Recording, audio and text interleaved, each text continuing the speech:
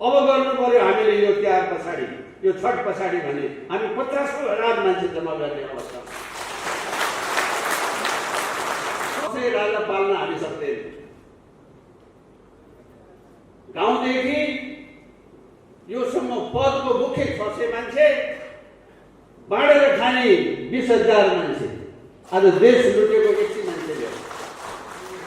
अब यो 20,000लाई ठेगान लाउनलाई सडकमा नउत्री भए।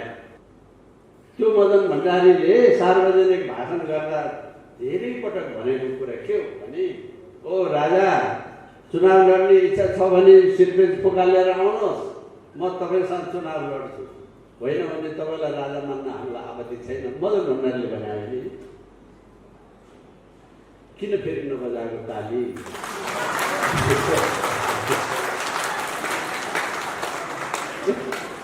यो ताली मैले तपाईँलाई रिक्वेस्ट गरेर मागे होइन, यो एमाले भन्ने बेइमानहरूलाई सुनाउन लाग्यो। यो मान्दैन र अदालतको न्यायाधीशको आशीर्वादले प्रधानमन्त्री हुँदा प्रजातन्त्र जोग्य भन्छ यो शेरबहादुर चाहिँ। वैदिक सनातन कायम भएन भने यो राष्ट्र रहँदै, संहिता खारेज भएन भने यो राष्ट्र रहँदै। डेरावालाले डेरा दिन्न भन्यो, किन दिन्न भन्यो भन्दाखेरि मलाई दलित भन्या हुनाले दिएन भनेर, दलित भन्या हुनाले भनेर झगडा चाहिँ गर्ने। जागिर खान जाने बेला म दलित हुँ, मलाई विशेष कोटा ल्याऊ भनेर दरखास्त हाल्नु। यस्तो व्यवस्था यो संविधानले नेपालीलाई जुदाउन फुटाउन। मान्छे तिमीहरू मान्छे होइन, तिमीहरू मान्छे भन्दा एक तल मुनिका भनेर संविधानमा लेखेको व्यवस्था हामीलाई मान्ने हुन्छ हुँदै। तपाईँहरूले बुझ्नु भएन क्यारे, नत्र ठुलो ताली बज्नु पर्ने थियो यसमा।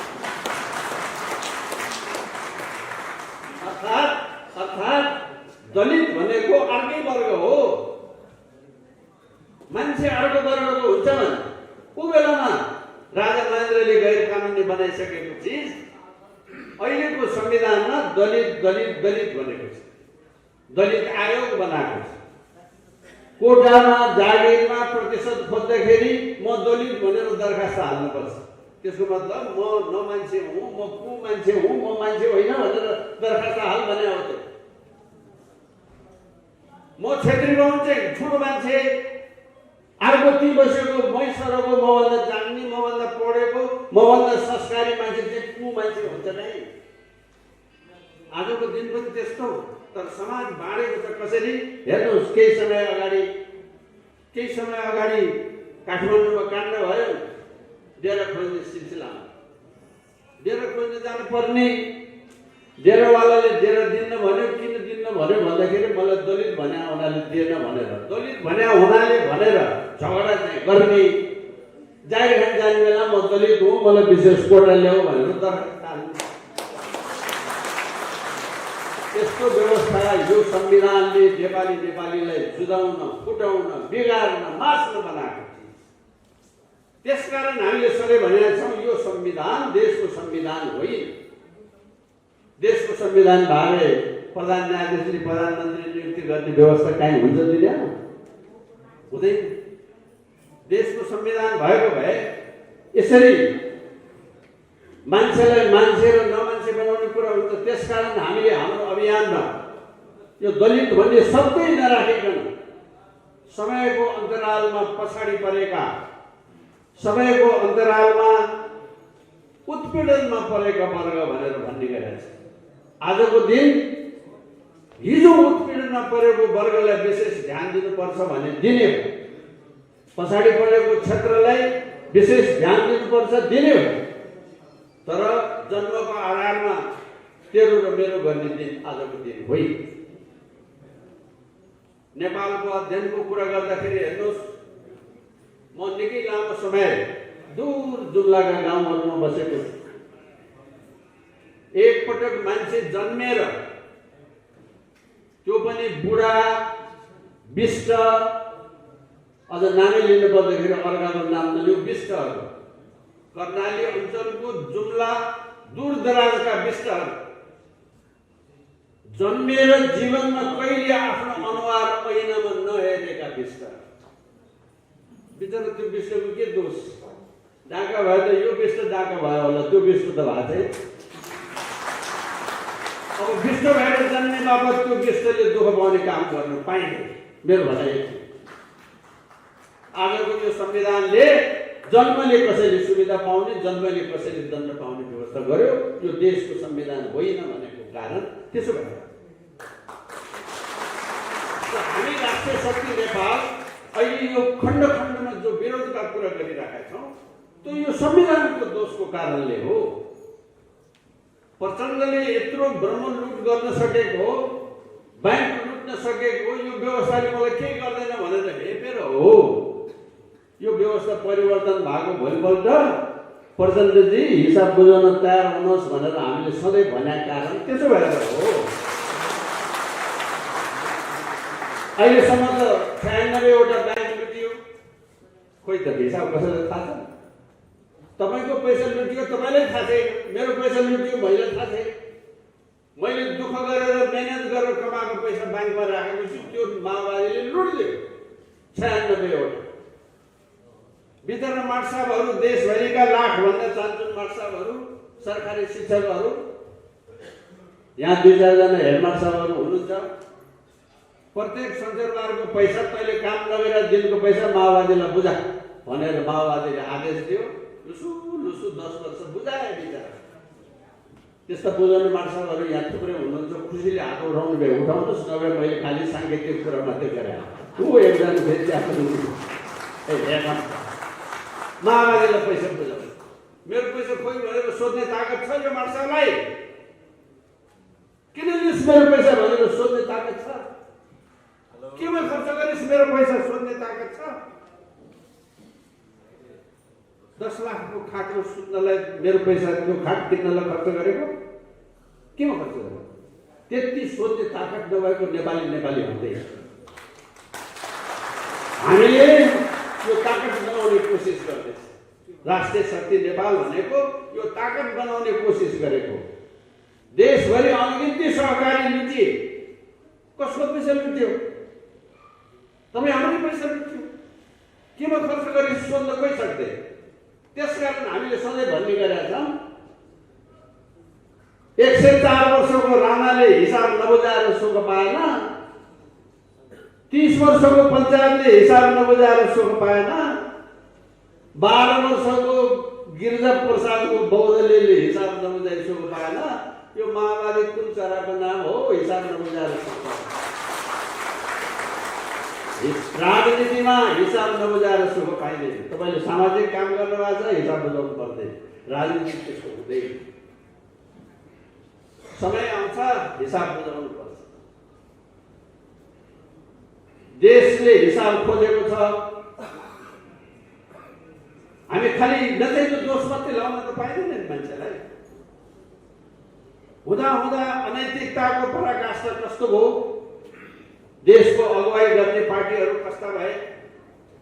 मैले बारम्बार यो फेसबुकमा इन्टरभ्यूहरूमा भन्ने गरेका छु, नेपालका सन्त नेता यो नेपाली काङ्ग्रेस भने त कस्तो घाँडो पार्टी पर्यो भने अब नबोल्नु पनि नहुने, नभन्नु पनि नभने, भनौँ के भनौँ, न सुन्छ त्यसले न गर्छ त्यसले। आफ्नै पार्टीको त्यत्रो महान मान्छे बिपीको आदर्श त फ्याँक्यो। बिपीको आदर्श त श्रीमान मानवदिरा सरकारले त बोकी बक्साएर छ।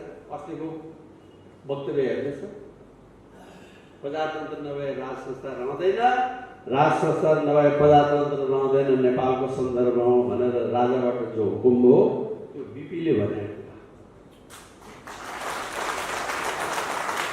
अब त्यो काङ्ग्रेस नतमस्तक भएर राजावादी हुनु पर्दैन, त्यो त भागमा छ त। कोही बोलेकै लाज हुन्छ जस्तो गर्छ त्यो काङ्ग्रेस। त्यो काङ्ग्रेसमा नैतिकता छैन। एउटा घैँचो सुराई, पानी खाने सुराई, एउटा सानो ट्याङ्का र एउटा छाता बोकेर प्रधानमन्त्री क्वार्टरमा पसेको 2 वर्षमा तैँले संविधान बना भनेर नेपालीले 46 सालको आन्दोलन पछाडि म्यान्डेट दिएको, वाम पक्ष पनि बसेको, प्रजातान्त्रिक पक्ष पनि बसेको र राजाको प्रतिनिधि पनि भएको 2047 सालको संविधान यही कृष्णप्रसाद भट्टराईजीले बनाएको होइन भने त्यो कृष्णप्रसाद भट्टराईजीले बनाएको संविधानलाई सबभन्दा पहिले लात कसले हिर्कायो? त्यही काङ्ग्रेसले हिर्कायो। कस्तो काङ्ग्रेस हो? आफ्नो सर्वमान्य नेता, आफ्नो आदर्श देउता बनाएर तस्बिरमा माला लगाइरहन्छ बिपीको। त्यसले भने जान्गे मान्दैन। आफ्नो कोठामा तस्बिर राखेर जिन्दगीभर माला लगाइरहन्छ कृष्णप्रसाद भट्टराईको। त्यो मान्दैन। र अदालतको न्यायाधीशको आशीर्वादले प्रधानमन्त्री हुँदा प्रजातन्त्र जोग्य भन्छ यो शेरबहादुर चाहिँ। यस्तो भयो काङ्ग्रेस। यो राजा मान्ने भन्ने कुरा हामीले मन खुम्चाउनु पर्ने कुरा होइन भने अरूलाई किन चाहियो? बिपीले भने उनीहरूले माने भनौँ न, हामी भइहाल्यो नि। जसले भने भए पनि राम्रो कुरा भनेको कुरा हामी मान्छौँ। बिपीले पनि भन्नुभएको थियो देशमा राजा भएन भने प्रजातन्त्र हुँदैन, प्रजातन्त्र नभए देशै हुँदैन। यो बिपीले भन्नुभएको हो नि। त्यो मात्रै होइन, मैले अन्तर्वार्ताहरूमा भनेको छु। मनमोहन अधिकारीले बडा घुमाउरो पाराले बाहुन बाजेहरू त्यस्तो घुमाउन असाध्यै जान्ने हुन्छ नि, अधिकारी घुमाए। के भनेर घुमाए? हामी कम्युनिस्ट राजा मान्ने होइन, तर नेपालमा राजा नभए नहुने रहेछ। त्यसो भएको हुनाले हाललाई चाहिँ राजा मान्ने। अब यो हाल भने अब 2 घन्टालाई हो कि 5 दिनलाई हो कि 50 वर्षलाई हो कि 200 वर्षलाई हो? मनमोहन अधिकारीले त्यसो भने मैले कुनै बनाएर भने होइन यो कुरा। एमालेको प्रमुख राजकीय स्तर पाएको नेता मनमोहन अधिकारीले त्यसो भने भाषा खालि बिपीको भाषा र यिनको भाषा फरक मात्रै मान्न त राजा यिनले पनि माने कि देशलाई चाहिँ राजा चाहिने रहेछ। हाल मान्दै राजबाट त त्यही हुकुम भयो। नेपालको सन्दर्भमा राज संस्था बिनाको प्रजातन्त्र, प्रजातन्त्र बिनाको राज संस्था नहुने रहेछ। कुरो उयो होइन भनेको। मनमोहन अधिकारी मात्रै होइन, जसको नाममा उसको श्रीमती अहिले राष्ट्रपति भएर खाइरहेकी छिन्, जसको नाममा सिङ्गो एमाले भन्ने पार्टी चलेको छ, त्यो मदन भण्डारीले सार्वजनिक भाषण गर्दा धेरै पटक भनेको कुरा के हो भने, ओ राजा, चुनाव लड्ने इच्छा छ भने सिरपेज फुकालेर आउनुहोस्, म तपाईँसँग चुनाव लड्छु, होइन भने तपाईँलाई राजा मान्न हामीलाई आपत्ति छैन। मदन भण्डारीले बनायो नि। किन फेरि नबजाएको ताली?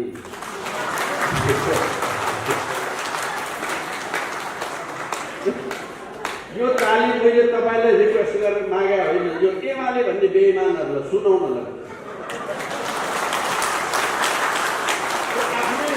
आफैले देउता जस्तो मानेको मदन भण्डारी पनि त्यही भन्छ, बाबा राजा चाहियो भने। आफूले देउता जस्तो मानेको मनमोहन अधिकारी त्यही भन्छ, ए एमाले हो, यस्तो लुट गरेर नखाऊ, तिमीले हिसाब बुझाउनु पर्यो, तयार भएर बस्छ। यति कुरा भन्दै डर मानेर राजा आउँछ भने त्यस कारणले हेर्नुहोस्, यो ल्यान्ड्रेमेन्टको कुरा होइन, हाम्रो सोझो कुरा छ। नेपाल भन्ने राष्ट्र रहने हो भने छिमेकीलाई हेर्नुहोस्, हाम्रो सामरिक सैन्य शक्तिलाई हेर्नुहोस्, हाम्रो पढाइको स्तरलाई हेर्नुहोस्, हाम्रो आर्थिक क्षमतालाई हेर्नुहोस्, हाम्रो चुनावको विधि विधान पद्धतिलाई हेर्नुहोस्। एक ट्रक रक्सीमा 5 रुपियाँ दाममा कसैले तर्साको भरमा, बन्दुकको भरमा भोट तलमाथि गर्ने देश भइराखेको छ। यो त्यतिले नपुगेर जो शासनमा बसेको छ, पुलिस प्रयोग गरेर बाकस फोरेको छ, त्यसले गृहमन्त्री वामदेव हुँदाखेरि देशैभरि गृहमन्त्री हुने कारण के होला? बिचरा छाती पोलेर बस्नु भएको छ यहाँ पुरानो सुरक्षाकर्मीहरू।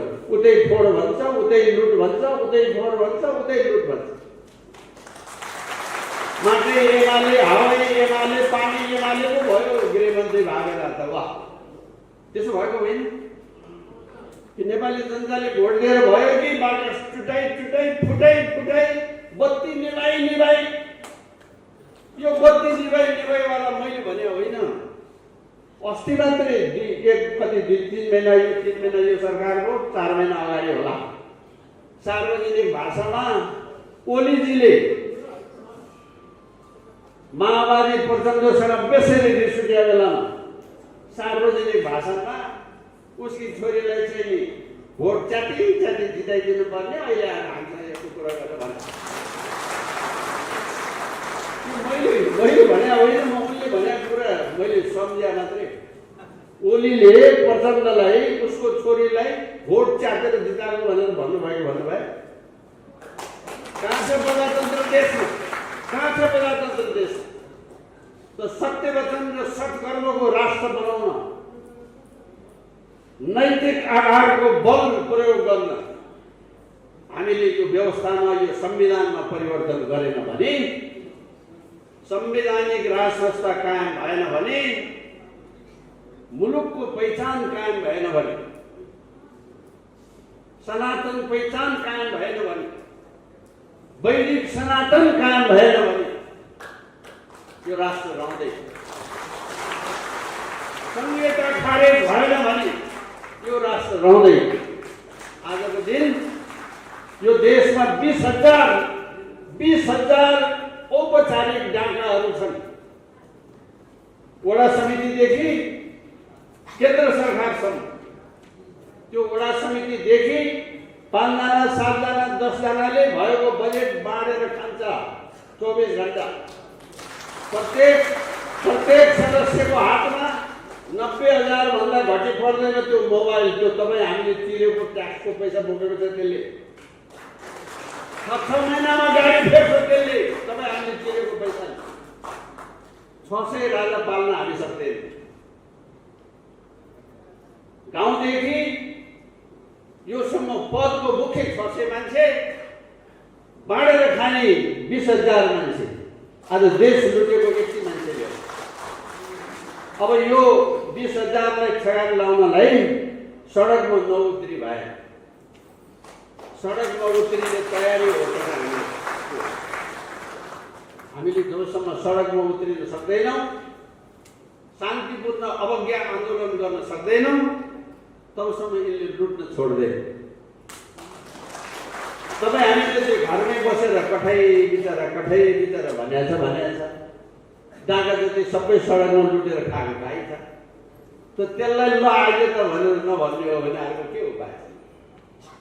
त्यसकारण यो राष्ट्रिय शक्ति नेपालले आफूलाई सङ्गठित गर्ने क्रममा देशका जति पनि इमानदार यो राष्ट्रलाई माया गर्ने पृथ्वीनारायण शाहले अगुवाई गरेर यत्रो राष्ट्र जोगाएको, तपाईँ हामी सबैको पिता पुर्खाको रगत पसिना परेको, हाम्रो संस्कृति रीतिरिवाजहरूको यत्रो ठुल्ठुलो वैभवशाली इतिहास बनेको, विश्वको अगाडि स्वर्गको रूपमा चिनिएको यो मुलुक आज नर्क जस्तो बनाएर हामी जानु पर्दाखेरि योभन्दा ठुलो पीडाहरू के हो? म तपाईँहरूसँग आज दिनभरि पनि भोलि पनि उतै छँदैछु। अहिले मैले भनिहालेँ, यो टेलिभिजनको विशेष कार्यक्रमलाई ध्यानमा राखेर अहिले मैले बिचमा हस्तक्षेप गरेँ हुँ। यहाँ थुप्रै साथीभाइहरूले आफ्नो प्रतिवेदन राख्ने बाँकी छ। धेरै साथीहरूले एकपटक होइन, 2 पटक होइन, आफ्नो खल्तीको खर्च गरेर मेचीदेखि महाकालीसम्म पटक जिल्लामा दौडेर हिजो आफू के ओहदामा थिए भन्ने कुरा पटक्कै ख्याल नगरेर सेनाको जनरल भएको मान्छे, उसको सशस्त्रको एआइजी भएको मान्छे, जनपद प्रहरीको एआइजी भएको मान्छे, इन्टेलिजेन्सको ठुल्ठुला अफिसर भएको मान्छे, विश्वविद्यालयमा पढाउने प्राध्यापक, ठुला नेपाल सरकारका सचिव, यस्तो तहमा बसेर राष्ट्रको सेवा गरिसकेका मान्छेहरूले झोलामा एउटा राष्ट्रिय शक्ति नेपालको सदस्यता कार्ड बोकेर जिल्लामा गएर भाइ हो देश डुब्न लाग्यो, बहिनी हो देश डुब्न लाग्यो, लौ न तपाईँ पनि सदस्य भइदिनुहोस् भनेर आजभन्दा 2 वर्ष अघिदेखि सुरु गरेको यो अभियान आज 67 जिल्लामा पुगेको छ। 214 भन्दै थिएँ म अस्तिसम्म, आज त कतिजना केन्द्रीय सदस्य थपिनुभयो, कमसेकम 10-11 जना त थपिया जस्तो लाग्छ मलाई। त 225-26 जना केन्द्रीय अभियन्ता हुनुभयो। 67 जिल्लामा जिल्लाका अभियन्ताहरू थपिनुभयो। जनवर्गीय सङ्गठनहरू बन्दै आएको छ, बनिराखेको छ। युवाले देशभरि सङ्गठन विस्तार गरेको छ। महिलाले त्यही काम सुरु गरेको छ। आफ्नो आफ्नो पेसामा लागेर तलदेखि माथिसम्म किसिम किसिमको र्याङ्कमा बसेर काम गरेकोहरूले यत्रो मैत्रीभाव भातृभाव कायम राखेर जो सङ्गठन विस्तार गर्नुभएको छ। हाम्रो प्रत्येक पटकको सडकको अभियानमा यो कुरा देखिएको छ। पोहोर साल मङ्सिरमा हामीले मङ्सिरमा माइती घरमा एउटा ठुलो जुलुस गऱ्यौँ। झन्डै 6-7 हजार जति मान्छे हुनुहुन्थ्यो। हामीलाई त्यो ठुलो लाग्यो, धेरै ठुलो लाग्यो। बाफरे कति होला भनेर हामीलाई यसो डर लागेको थियो। 6-7 हजार मान्छे भए बा भनेर हामीलाई बडो ठुलो उत्साह भयो। अस्ति साउन 4 गते 20 हजार मान्छे भयो। अब भन्नुहोस् हाम्रो साथी कति ठुलो भयो। अब गर्नु पर्यो हामीले यो तिहार पछाडि, यो छठ पछाडि भने हामी 50 हजार मान्छे जम्मा गर्ने अवस्था। उहाँ दार्चुलादेखि लिएर बैतेरीदेखि लिएर त्यसमा चाहिँ साथीहरू यत्रो दुर्गममा बाटो। अहिले आजको दिन मलाई तपाईँहरूलाई भन्नु पनि छ, सुदूरपश्चिममा आएको यो बेमौसमी अकस्मात बाढी पहिरोले गर्दाखेरि सुदूरपश्चिम र कर्णाली क्षेत्रको साथीहरू यहाँ उति उपस्थित हुन सक्नुभयो। जो यही काठमाडौँमा हुनुहुन्थ्यो उहाँहरू चाहिँ यहाँ हुनुहुन्छ, तर उहाँबाट जो आउनुपर्ने साथीहरू थियो त्यो उहाँहरू आइपुग्न सक्नु भएन। आउने बाटै छैन, गाडी चलेकै छैन, पुलै छैन। तपाईँलाई थाहा छँदैछ, खेत सबै डुबेको छ। अझै एक मुठा भैँसियाले चाहिँ धान उठाएर सुकाएर खाने जोग गर्नु परेको छ। त्यो क्षेत्रलाई बडो ठुलो दुःख भइराखेको छ। त्यसकारण त्यो भेगको साथीहरू धेरै यहाँ आइपुग्नु भएको छैन। तर त्यो छठ पछाडिबाट अब हामी जो आन्दोलनको तयारी जो गर्दैछौँ त्यसमा तपाईँहरूको आँट भरियोस्, तपाईँहरूको जाँगर बढोस्, तपाईँहरूको जोस भरियोस् भनेर हामीले यो प्रयत्न गर्यौँ। अहिले तपाईँहरूलाई थाहा छ, यहाँ हामी यही कार्यक्रम आज र भोलि गर्दाखेरि पनि आफैले खाएको रोटीको पैसा आफैले तिर्ने जस्तो तपाईँहरूसँग 500 रुपियाँ उठाएर यो काम गरे। हामी कोही काला बजारिया वा कोही काला बजारिया धन्दाबाट वा कहीँबाट चाहिँ पैसाको पुण्य बोकेर यो काम गरेको होइन।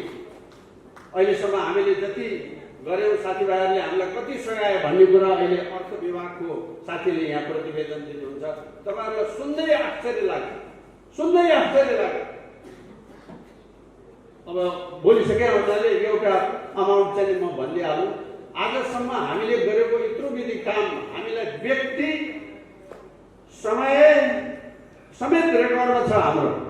फलाना बेलामा फलाना व्यक्तिले यति पैसा सघाउनु, त्यस्तो प्रशस्त जिब्रो काट्ने तहको पैसाको सहयोग भयो।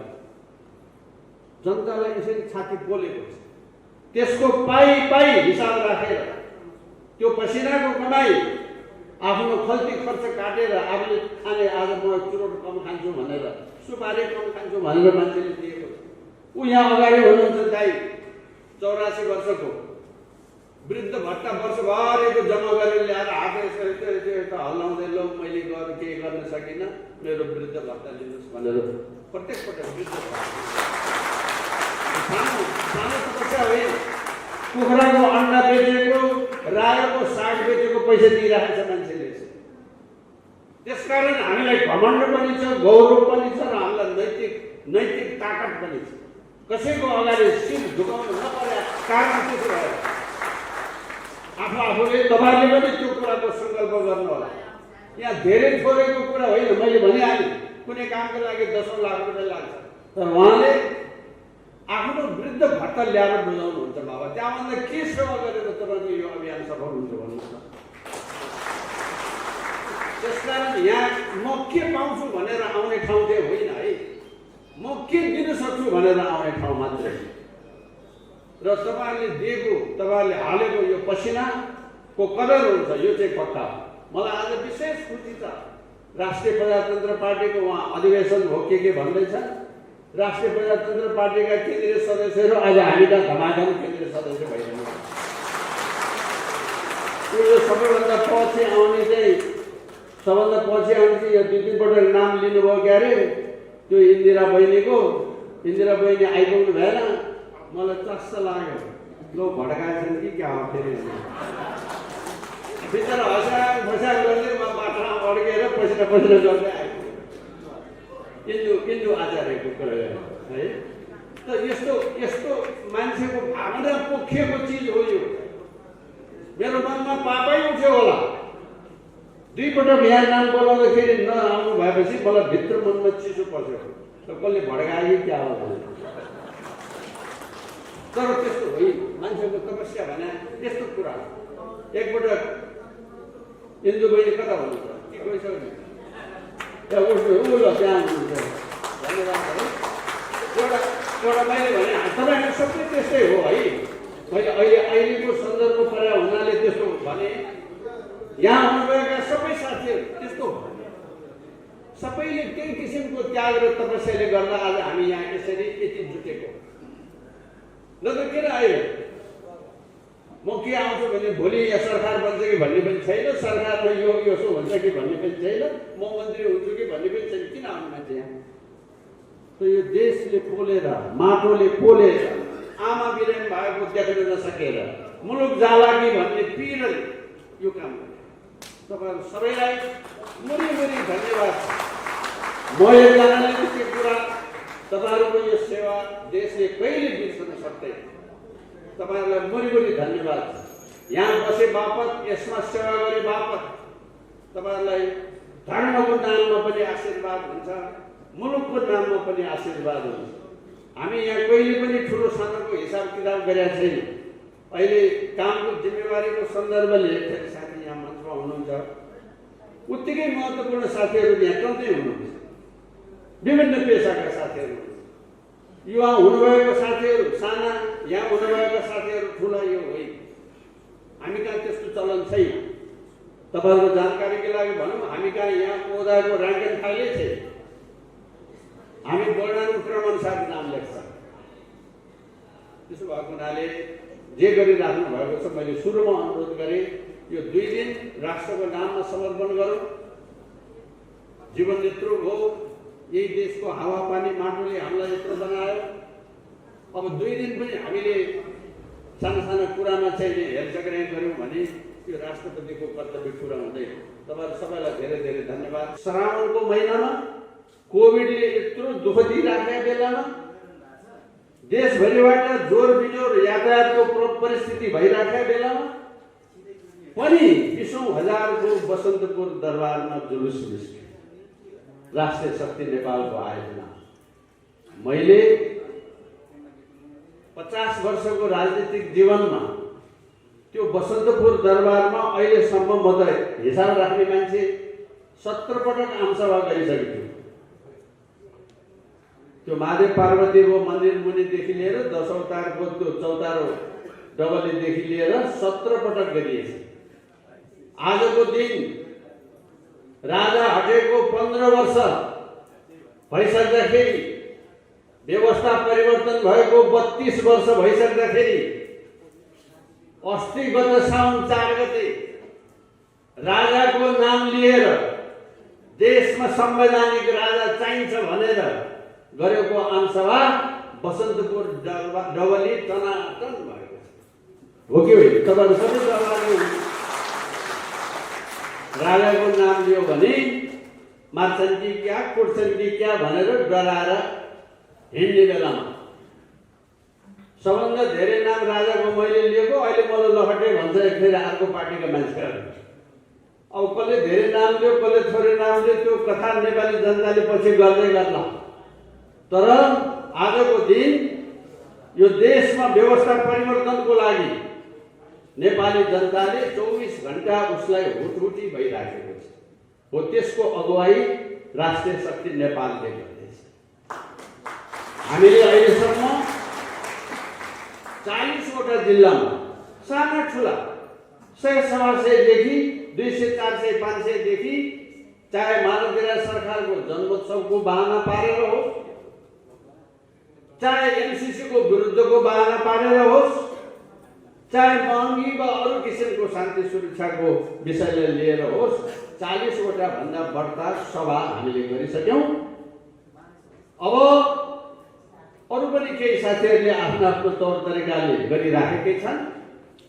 अब यो सबै समय परिस्थितिले एक ठाउँमा आएर यो व्यवस्थाको परिवर्तन, यो नामको व्यवस्थाको परिवर्तन, यथार्थमा त व्यवस्थै छैन। अहिले तपाईँहरू सबैलाई थाहा छ कहाँ छ यो व्यवस्था, कहाँ छ गणतान्त्रिक व्यवस्था, कहाँ छ? हुँदा हुँदा सर्वोच्चको न्यायाधीशले प्रधानमन्त्री नियुक्ति गर्ने दिन आइसक्यो, कहाँ छ व्यवस्था? कुनै व्यवस्थामा यस्तो हुन्छ? लोकतन्त्र भने के हो? त्यसलाई प्रजातन्त्र भन्नुहोस् या लोकतन्त्र भन्नुहोस्, जे तन्त्र भन्नुहोस्, जनतन्त्र भन्नुहोस्, कहाँ छ? मलाई नियुक्ति गरेर प्रजातन्त्र जोगायो भन्छ बा यो शेरबहादुर देउवा। उसले नियुक्ति गरेर हुनाले प्रजातन्त्र जोगियो अरे। अदालतले उसलाई नियुक्ति नगरिदिए देशमा प्रजातन्त्र मासिदिँदैन। त्यस्तो गलत नियुक्ति गर्ने प्रधान न्यायाधीशको हालत हेर्नुहोस् त अहिले। नचाहिँदो कुरा गरेपछि, नचाहिँदो काम गरेपछि वा नचाहिँदो कुरामा बानी लगाएपछि अदालत जस्तो दुर्गन्ध, नाल जस्तो भन्न घिन लाग्ने, सुन्न घिन लाग्ने अवस्था यो मुलुकमा कहिले इतिहासमा थिएन। बालवाला न्यायाधीशलाई यो न्यायाधीशले त राजीनामा गर्नै पर्छ भन्छ। कसले भन्दा राष्ट्रपतिका दशैँमा टिका लगाउन जानेले घुँडा टेकेर निधार थाप्नेले त्यसो भन्छ। एउटा व्यापारीले हालिएको खर्चमा तीर्थयात्रा गर्ने अर्को न्यायाधीशले त्यसो भन्छ। झगडियालाई बिहान बेलुका घरमा भेटेर निसा गर्ने न्यायाधीशले राजीनामा गर्नु पर्यो भन्छ। हामी के भन्छौँ भने यो प्रधान न्यायाधीशले मात्रै राजीनामा गर्ने कुरा होइन। घोक्री ठ्याकै ल्याएर निकाल्नुपर्छ भने त त्यो 5जना न्यायाधीशलाई निकाल्नुपर्छ। यस्तो गलत निर्णय गरेको त्यो 5जनाले हो नि।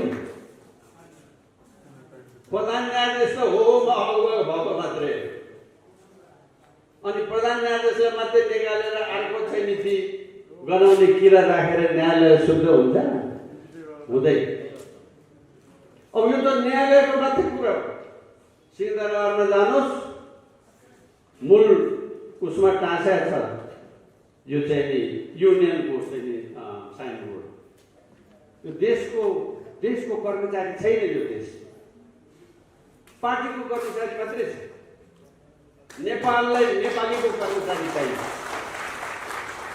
काङ्ग्रेसको कर्मचारी छ, एमालेको कर्मचारी छ, माओवादीको कर्मचारी छ, देशको कर्मचारी छैन। हामी पुलिसलाई रातदिन गाली गर्छौँ। जिल्लाको डिएसपी, देशको डिएसपी, देशको पुलिस भएन, यो पार्टीको पुलिस भयो भने देशको पुलिस त यी हुन् अनुहार, देशको सशस्त्र प्रहरी त यी हुन्, देशको सेना त यी हुन् र देशका यी पूर्व माननीय जति छौँ हामीहरू यहाँ, यो हुन् जसले राजा मान्ने भने मतलब राजा विरोधी जतिले पिट्ने हिँड्ने होइन। अस्ति मारेतिर सरकारको वक्तव्यमा तपाईँहरूले सुन्नुभयो होला, भिन्न विचार राख्नेहरूको पनि कदर हुने व्यवस्थाको खोजीमा उनीहरू चाहिँ राजा मान्ने जतिले पिट्नुपर्छ भन्ने कस्तो अन्यायको समाज। त्यो पिट्नुपर्छ भन्ने जतिलाई होइन, अँगालो मार्नुपर्छ भन्ने हामीले जति अँगालो मार्नुपर्छ भने ऊ उति पिट्दै हिँड्छ, सिस्नो लाउँदै हिँड्छ। यस्तो समाज यस्तो बेकायदाको भयो। एउटा 4 क्लासको बच्चाले पनि तपाईँहरू सबैले एकतर्फ निरपेक्ष भनेको के हो? सामान्य प्राथमिक शिक्षा पढेको बच्चाले पनि निरपेक्षको अर्थ आफूले जे मन लाग्यो त्यही गर्ने वा आफ्नो सनातन धर्मले पालन गरिराखेका कुरा हो भनेर संविधानमा त्यस्तो लेख्ने त्यस्ता निरक्षर अनपढ बेइमानहरूको राज्य भयो यो। अघि सुरुकै उद्घाटनमा हाम्रो गिरिधर परियारजीले भन्नुभयो नि, अहिलेको संविधानमा मलाई हाम्रो संविधान विशेषज्ञ जुक्तिजनजीले पढाउनु भएको छ, गनेरै देखाउनु भएको छ। आजको यो 72 को संविधानमा 12 ठाउँमा यो दलित दलित दलित भन्ने शब्द छ।